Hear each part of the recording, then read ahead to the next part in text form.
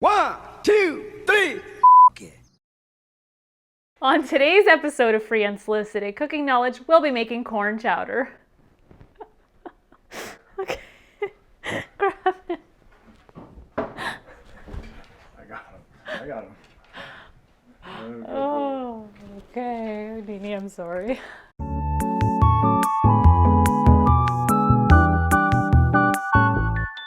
Welcome back, my little spoons. If you are new here, don't forget to hit that subscribe button because I'm what? The missing ingredient to your kitchen. I am not this chipper person. I'm actually dreading this episode.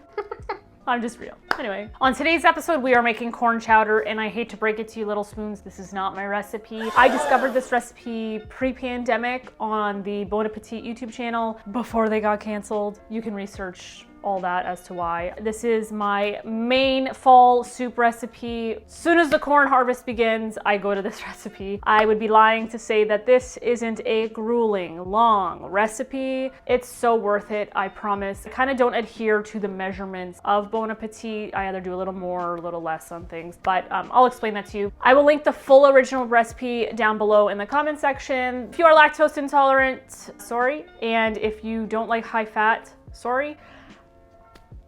Like, I don't know what to say. I suppose you could do this with like lactose-free milk. You just need heavy cream and stuff like that. Anyway, I'm rambling or yapping, as some of you like to comment down below. But if you're ready, I'm ready. Let's get into this. All right, the first step in making corn chowder is harvesting your corn.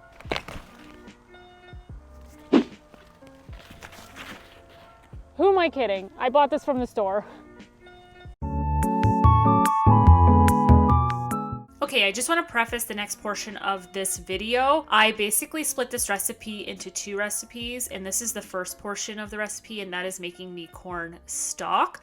Now that you've quote unquote harvested your corn, you're going to take a total of 8 ears of corn. That's what the recipe calls for. And you're going to cut off the corn kernels and you're going to put them in one bowl. And you're going to take the leftover corn cob and you're going to put it in a stock pot. So in total, you should have 8 corn cobs in your stock pot. The next portion of the stock recipe calls for shiitake mushroom stems. But the overall recipe actually calls for 4 ounces of shiitake mushrooms. So that's the beauty of this like corn stock. You're using stuff in the corn stock and using the rest of it in the actual chowder itself. I have 2 packages of shiitake mushrooms. They go about 100 grams a package, definitely more than 4 ounces. I love mushrooms. This is where I don't necessarily measure particularly. So I put the stems in the stock pot and I'm cutting the mushroom caps into bite-sized pieces so I can reserve that for the next day for when I make the soup. Next, the stock recipe asks for a couple sprigs of fresh thyme. I love my herbs, so I actually threw a whole handful, followed by 1 teaspoon of salt. Doesn't have to be perfect, as long as you have salt in there. Next, you're going to fill the pot to cover the corn cobs. The recipe calls for 8 cups. I definitely do more than that. Then you're going to put on the stove and you're going to bring that stock to a boil. Make sure to put a lid on it. Once it is boiling, you are going to drop that to a simmer, so about medium-high heat. Then I put my lid back on, but I leave a little crack so the steam can escape. You'll know that your stock is done when the liquid has dropped by half. This could take about 45 minutes. Then you're going to basically strain out all the vegetables from your stock. I like to put a strainer on a big bowl. I like to pull everything out with tongs, followed by pouring the liquid through the strainer. Be mindful, unlike me, I spilled most of it in my stove. Hopefully that explained it all. And basically you got your corn broth. I don't know how many cups that is. 4, maybe 8, I don't know. But yeah, so this is gonna be your main ingredient. Now that I have my corn, I was gonna say soup. Now that I have my corn broth, we are ready to move on to actually making the soup portion. So I don't know, be right back. So we're gonna get Hell's Gate. I'm going to grab my pot. We're gonna put it on the burner. We're gonna turn this on. I'm gonna do simmer because we are throwing in butter. As that's heating up, you're going to grab 4 tablespoons of butter or half a stick of unsalted butter. If it's salted, you could just skip the salt portion of the recipe. This is frozen because I forgot to pull the butter. Classic me. Throw that in. Did I turn it off accidentally?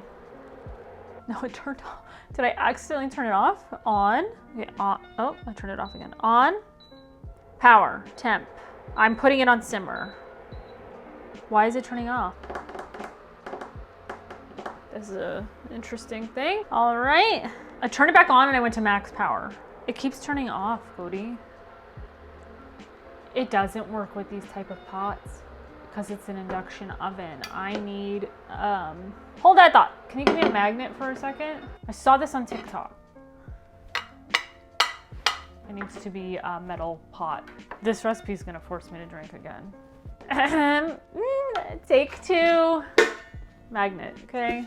Also, the butter is in there. What does the magnet have to do with it? I don't know. I think that's what creates the induction oven connection. I don't know. All I know is that I learned on TikTok today, not specifically this. She was baking a cake and then she was like, make sure that your pot is magnetic for your induction safe oven. Long story short, we're done. Okay. Okay. I'm gonna use my thin pot. On. Simmer. We're learning together here, folks. See, there it goes. It's like really hot even though it's on simmer. Oh God. We'll just go to keep warm to melt the butter. Okay, we're fine. We're fine.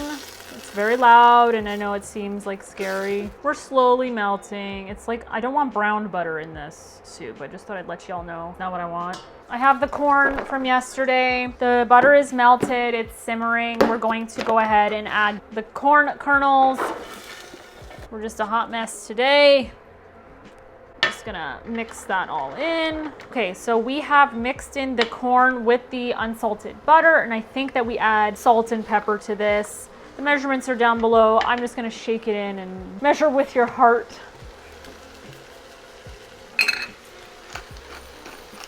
Just basically cover it all. I'm gonna put the lid on that. And the recipe basically says stir it through the next 15 minutes. You want the corn to cook down and have a nice browned bottom. Browned, not round, browned. B-R-O-W-N-E-D. Brown bottom, and I will be back to show you what to do next. As this is cooking, I'm going to prep the next ingredient that you will need. And that is basically 4 ounces of thick cut bacon or 113 grams. I went to the butcher to get the thick cut bacon and I do just over 200 grams. You can never have too much bacon, okay? We are going to cut this bacon into, it says like 1/4 inch slices. You want it in small pieces, okay? We're making a soup. And of course, bacon always shrinks in size. We're gonna render the fat out of this. And I'm just gonna set that aside so it's ready to go. Okay, we're just starting to have a browned bottom here. Put the lid back on. Okay, I'm gonna wash my hands, kind of clean this up, and I will be right back. Your corn is done, it's brown, the bottom looks burnt. Like, I'll just show you that quickly. But the corn is done. And so what I'm gonna do is I'm going to transfer this corn into a separate bowl. I'm gonna set it aside. Also, I'm gonna take 1 cup of that corn and set it aside. It says to do 1/2 cup. I love the extra texture of this corn at the end because you're supposed to use it as like a garnish. So I do 1 cup instead of 1/2 cup. It doesn't really change the recipe. This is just how I do it. So basically you want to get a dry white wine. I get a nice Pinot Grigio. Obviously I don't drink. I just bought a tiny little guy at the LCBO. Very triggering. So if you are trying to get sober, try avoid it as best you can. Basically we're going to do 1/4 cup of wine to deglaze this. So I'm going to turn this back on. There we go. And I'm just going to pour it right in. I'll do a little more because it's a little, ooh.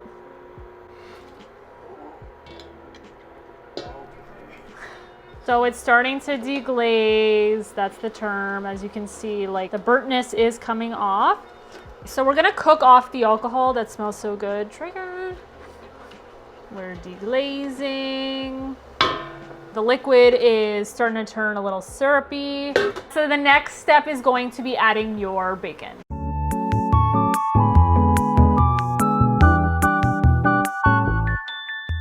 Gonna add that in. So you're gonna mix it around, you're gonna break up the pieces of bacon, and we're literally gonna put the lid on and we're gonna let this render for like 6 minutes. Every minute I like to mix it around so there's no like real burnt pieces at the bottom, especially with my thin little pot, so that everything is coherent and cooks evenly, and I don't know, so you don't taste burnt bits of bacon in there. I'm gonna go through the next 6 minutes and I'm gonna show you what the final product will look like. This is a little more burnt than I wanted it to be at the bottom, but that's okay. We're gonna make this work, all right? It was at this moment that he knew. He up. That's what I did wrong. I was supposed to put butter in, then the bacon. Well, we can still do it. Maybe that's why it burnt.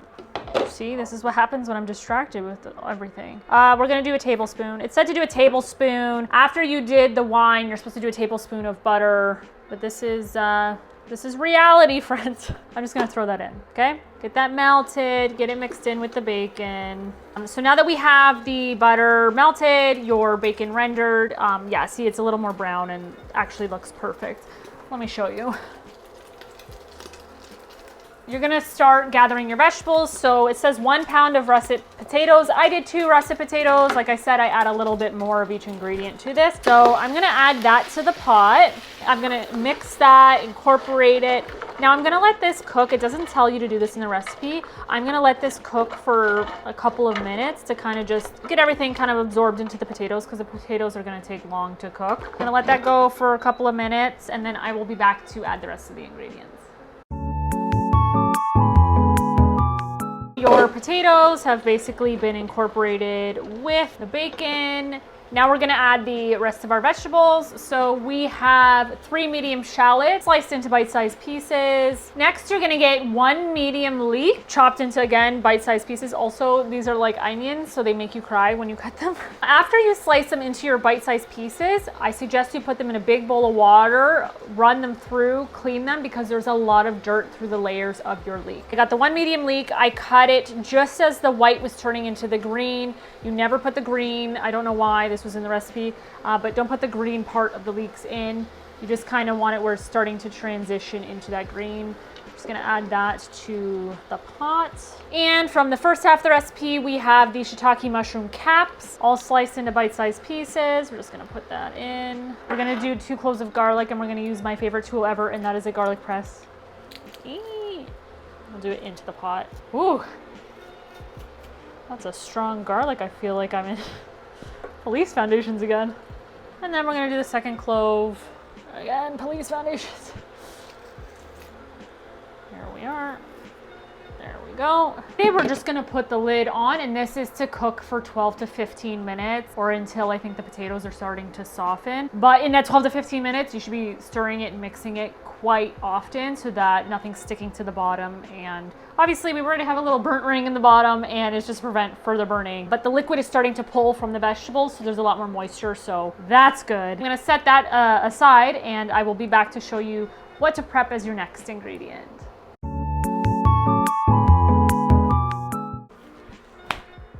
Next ingredient, I think these ones are called Ring of Fire chilies. I bought and planted this past year. They've been washed and dried and sitting on my counter for a little bit. So I'm going to wear a glove because I don't want to die. And I might put a second one on now that I think about it. Oh, hang on. I'm just gonna mix this actually. See, we're multitasking here. Yeah, you basically want your vegetables to soften but not take on color. Oh, it smells amazing. We're gonna cut it in half. We're gonna cut the stem off. We're gonna try and take most of these seeds out. And then we're just gonna do like little slices of this. I'm gonna set that aside. Okay, the vegetables have basically softened. How do I explain it? This is kind of what the mixture looks like. All right, we're adding the chilies until there's like a very fragrant smell in the air, / my eyes burn. Just kidding. I'm gonna mix those in. I can't even see, like the steam is just so overpowering. Okay, we're at the fragrance stage. Now you're gonna get 2 tablespoons of all-purpose flour. Again, I pre-measured it. I'm just going to shake it in, cover the whole thing. And basically, we're going to let that cook a minute or 2. So next step is you're going to add your corn broth, all right? I'm just gonna put that in. And yeah, it looks like there's like sediment, but that's like all the amazing flavor. At this stage, this is kind of what you want it to look like. So we're gonna pop a lid on that, and we're gonna let that come to a boil, and then I will be back to show you the next step. It's always an adventure in the free unsolicited cooking knowledge kitchen. I switched the pot. I don't know if this is gonna be big enough for us to finish the recipe. I had to make an executive decision to just pour it into another pot. We've already deglazed the bottom, so I don't necessarily need that for flavor anymore. And I think that I'm just going to retire that pot, like it's not worth burning anything. Everything's going according to plan now that I have put this into another pot. And yes, this one works on the induction oven. The reason I didn't want to start with this one was because I didn't think it was going to be big enough for this soup recipe. And I'm slightly still thinking it's not big enough for this recipe. But we're going to move forward. This is all I have left. And we'll go from there, question mark. But we're bringing this to a boil until your potatoes are fork tender. And then we're going to do the next step. So BRB. This has been simmering for, I don't know, 30 minutes, 20 minutes, something. It is hot, and basically you wanted it to simmer until your potatoes are like fork tender, and we're basically there. So I should have said this earlier in the video. That's me, always messing it up. The recipe calls for 2 cups of heavy cream. I do 35% like whipping cream. I want the thickest cream possible. You could always water it down. That's just how I live. High fat, love it. Because of me not telling you, you should have poured 2 cups of heavy cream into a bowl or whatever and set it aside so it was room temperature by the time it came to this step. If it's not, it's okay. I just like it so it doesn't like shock the soup, essentially. So basically this is still gonna be on a simmer, and we're gonna go ahead and we're gonna add the 2 cups of heavy cream. Now, again, I don't follow the recipe 100%. I'm adding 2.5 cups of heavy cream just because I like to have as much soup as possible, and it doesn't change the taste. So here we have 2.5 cups of cream. I pulled it out a little late, so it's cold. I'm right there with you for not telling you the right directions. I'm gonna do this, just slowly and mix it in, kind of to temper it. I'm going to mix that. Next step is to add the corn that you cooked in the beginning of the episode. And we're gonna go ahead and we're gonna add that. Please fit, please fit. And you're gonna add all the juices with that. We're gonna mix that in. And then we're gonna bring this back to a simmer. And I think that's it, actually. It says to add marjoram. Marjoram? I think that's what it's called. At the end, I tried it once. It's not my favorite. This is what it looks like with the heavy cream. Very thick. Smells so good. So we're just gonna let that simmer for 5 to 10 minutes, and we'll be back. It's been about 10 minutes. We are in full, oh God, what's it called? So this is what it looks like. It is beautiful. Now that that has married together, I think it is DDT. TTT, yes, Diamond Dallas Page. TTT, taste test time. We've plated our soup. It's very, very hot. I just would like to say that. There is one more ingredient we must add. That is fresh chopped parsley. Again, I am a psychopath, as Cody likes to say, and I just put a whole salad in there, okay? It's so good, it's so fresh. It just like adds to it. That is it. Simple, yet tasty. Quick. Oh my God. Mentally, I'm at an Atlanta, an all-time low. You know what I'm saying?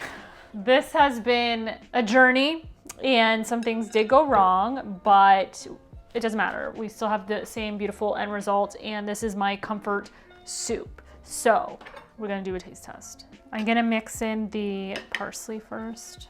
Ooh, it's so pretty. Yeah, do we ever put anything on top too? Oh. You need your reserved corn. Just gonna add that. I'm not gonna add it all because you want to keep the reserved corn for like the rest of the soup. Okay, taste test.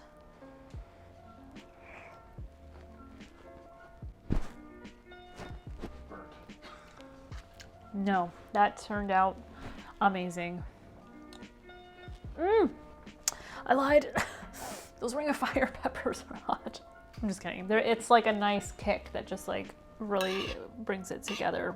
I love harvest season. I hate harvesting, but I love harvest season. One of the things I also prepare when I make this is cornbread. If you want to learn how to make that recipe, click the link. I'm here for corn season.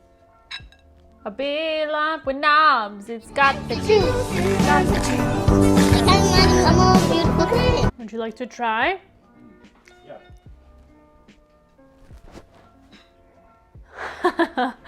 It's good, eh? We're done. And it's okay to make mistakes and have to change out your pot halfway through. I'm throwing the pot away. I can't risk that again. I want bread with that. Oh, you want bread? Okay, so you want me to set it aside for you? I'll finish after. Okay, I'm gonna do one more bite.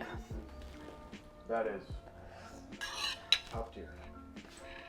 Like once the weather starts turning and like you got that crisp, cool fall air, it's just like, it's corn chowder time. Also, like you can prep this for like Thanksgiving weekend. It's such a good meal to have Thanksgiving weekend. Thank you, my little spoons, for lasting this long in the video. I'm so thankful for all your support. I know this recipe was not necessarily my recipe, but it is one of my favorite recipes. And now that we're going into my fall series, I think this was a great way to kick that off. You don't necessarily have to love corn to love this recipe. Cody is living proof. And it's sweet and salty and fatty and everything wholesome in a dish. Anyway, thank you. And you know what? Corn chowder. See ya.